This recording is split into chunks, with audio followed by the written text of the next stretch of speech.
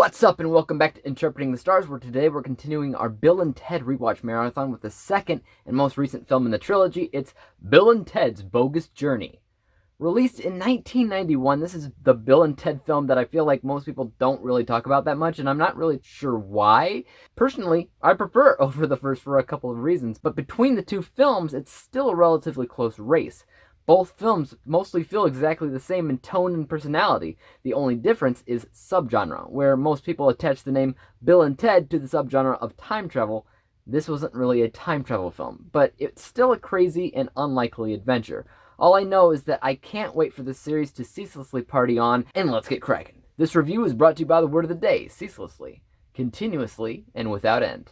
Bill and Ted's Bogus Journey takes Bill S. Preston, Esquire, and Ted Theodore Logan on a journey through the afterlife when evil robot versions of themselves kill them. Together, they work on finding a way to cheat death, return to the living, save the loves of their lives, and restore the fate of the future. So as I said, I do prefer this film for a couple of reasons. One of the main reasons is because time travel in general is an overdone concept, especially nowadays.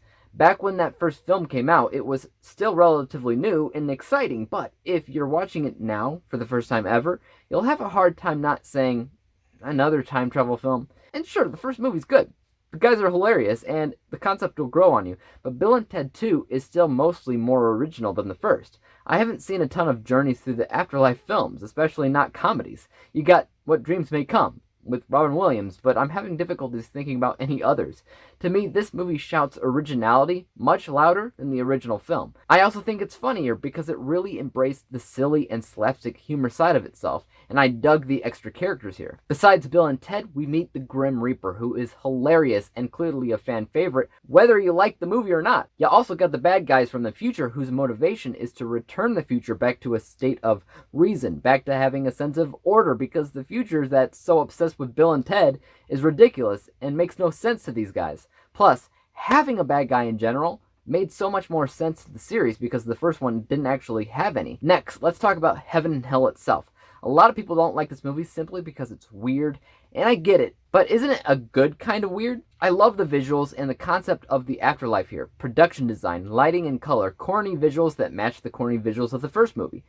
It's quite a spectacle. I actually visually remember this movie more than the first because of that endless hallway found in hell, and the personal eternities Bill and Ted are faced with that are both hilarious and terrifying at the same time. I don't think they're trying to do this, guys, but I think they made a film that stands out miles more than the first movie.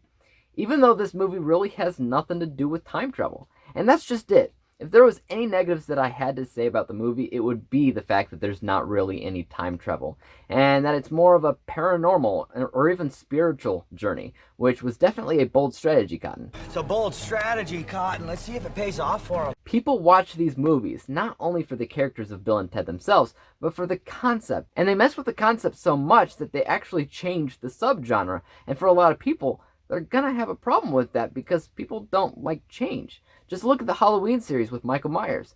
The third Halloween film, they tried to change things up and make it an anthology thing where each film took place on Halloween but told a different story. They got rid of Michael Myers and it was more about magic, witches, and luck, and people hated that. Where did Michael Myers go?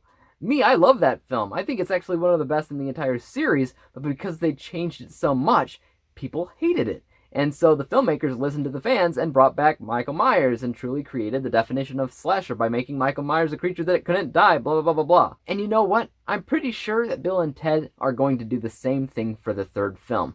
They're probably going to go back to time travel. I actually find that unfortunate. If you're paying attention to this movie at all, they slightly hint at the future journeys that they take, and one of them was like a trip through space. And I wish that's what they did, kept the characters the same, but changed the type of journey. But only time will tell. If I'm correct in assuming Bill and Ted 3 is coming out very soon, and when it does, I will review it. Until then, let's take a look at my final score. From an unbiased technical vantage point, I think this film did a lot of great stuff. The main things that stood out to me here were the visuals, production design, lighting, color, all the stuff that you can find in heaven, especially hell. There's also great costume design for the Grim Reaper.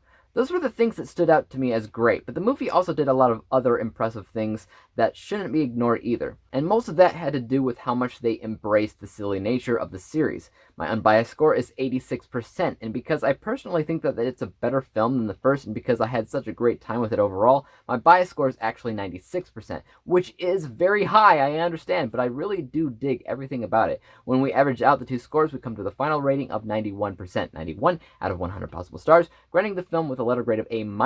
Not too shabby at all. I'd like to hear what you guys have to say about Bill and Ted's Bogus Journey in the comments down below. Are you in the same boat as me and find the sequel to actually hold a lot more weight than the first, or do you actually prefer the simplicity and classic humor of the first movie? Let me know. As for YouTube, you guys know what to do. Hit the like button if you enjoyed this review, because there's always more like it coming out each and every single day. Hit the subscribe button and bell to be notified when I come out with my next review for Bill and Ted Face the Music. And until then, guys, peace out. Dave examines movies we just watch for fun. Davey is the expert. He is the #1 critic that I go to when I need a movie pick. Thanks for joining up with us.